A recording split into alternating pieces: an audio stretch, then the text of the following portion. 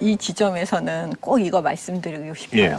대통령이었든 대통령이 아니었든 일단 피고인으로 재판을 받는 사람들은 헌법과 법률이 정한 그 방어권을 보장받아야 돼요. 예.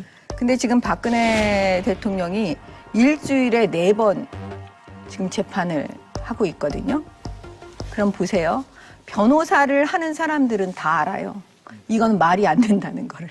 왜냐하면 텔레비전을 드라마나 뭐 여러 가지 보면 변호사 열심히 하는 변호사는 어떻게 합니까? 직접 발로 뛰어서 현장을 보지요. 증인도 만나요. 참고인도 만나요. 직접 조사를 막 한단 말이에요. 그럼 일주일에 4번 재판을 하면요. 그거는 아예 꿈도 못 꾸고요. 가장 중요한 건 뭐냐면 피고인하고 얘기할 시간도 없어요. 그러면 이거는 기본적으로 재판이 아니에요.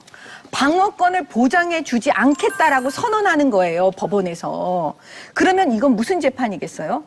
공정하지 않아요. 공정한 재판 포기한 거예요. 그냥 졸속 재판이에요. 지금 사실 전문가들은 이런 우려를 하고 있는 거예요. 그럼 보세요. 지금 생중계 논란이 있고 어쩌고 그 얘기는 그 뒤에 문제예요.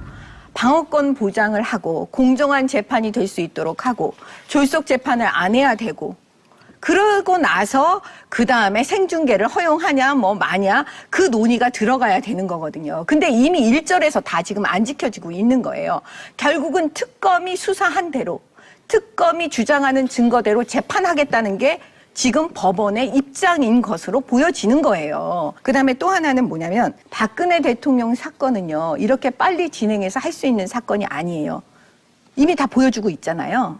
그러면은 보석으로 석방을 해서 그다음에 일정 거주지 제한을 한 다음에 불구속 재판으로 빨리 돌리는 게 맞습니다. 이건 3, 4년 진행시켜야 되는 사건이거든요. 도주 우려도 없어요.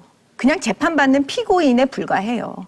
그러면 제대로 된 방어권은 보장해줘라 라고 말씀드리고 싶어요. 예. 이 생중계 문제하고 요거는 이제 분리해서 볼 필요가 있다고 생각해요. 저도 이게 사회 재판이라는 게 말도 안 된다는 거에 저도 100% 공감을 합니다. 근데 이게 외부적 조건이 2개가 있는 것 같아요. 이게 우리나라 이제 특검법에 특검으로 진행되는 사건들을 이게 속행재판으로 해가지고 1심에 제한 기간이 있잖아요. 요거하고 맞물리는 게 첫 번째.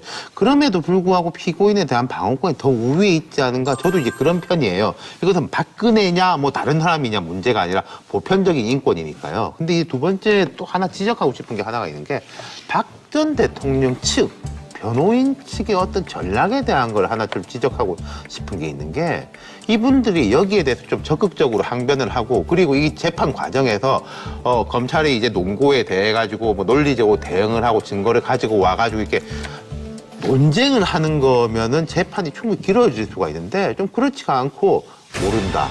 아니다. 박 대통령이 이제 피곤해서 그런 것도 있겠습니다만은 관심이 없어 보이는 듯이 그래서 이제 일각에서 나오는 게 빨리 차라리 재판이 진행돼가지고 형 확정이 돼서 사면 쪽으로 가려고 하는 거 아니냐 그런 시각까지 있거든요. 이게 지금 겹쳐져 있는 상황이라고 생각하고 문재인 대통령도 변호사를 하셨잖아요.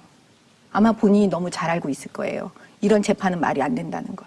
그다음에 수많은 대한민국의 지금까지 인권 변호사라고 이름을 날리던 분들이 그 누구 하나 이거에 대해서 얘기하지 않으세요.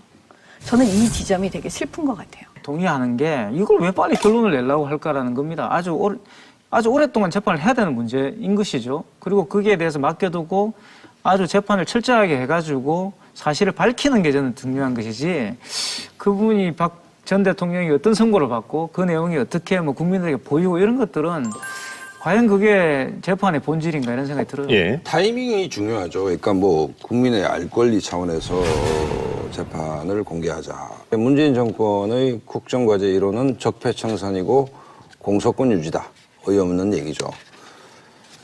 그 부메랑이라는 얘기가 있지 않습니까? 정치적 판단에 의해 가지고 처음에 부관참시든 상대를 패주기 했을 때 그 수단이 뭐든 그 똑같은 수단으로 자기들도 당하게 되어 있습니다. 그다음에 두 분이 말씀하셨던 박근혜 대통령이라는 자연인이 갖고 있는 재판에 임하는 아주 불량한 자세들 이런 태도를 보여줬을 때 정치적 득은 누가 보죠?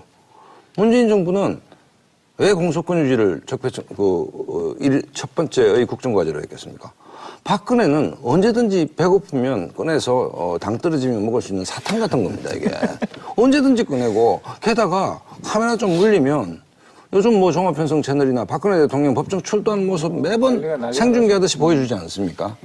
자, 그거는 박근혜가 잘했다 못했다를 떠나가지고 상당한 수준의 정치적 의도를 갖고 있다고 볼 수밖에 없는 것이고 예. 대중의 호기심과 그 피의자의 어떤 자기 방어권 문제 굉장히 심오한 법 철학하시는 분들이 심오한 토의가 필요한 부분들이지 느닷없이 갑자기 생중계하겠습니다. 다른 사람 생중계가 아니잖아요. 박근혜 생중계를 해야 되는데 근거가 없으니까 법 하나 만들어보자. 근거가 뭐가 있냐. 판사들 여론조사 해보자. 예. 이렇게 뚝딱해서 할 문제는 아니고 이 방식으로 문재인 정권이 10년 가는 것도 아니고 이런 걸 하나 만들어 놓으면 만든 사람이 똑같이 당할 수도 있다는 것들을 명심해야 됩니다. 제가 예. 동의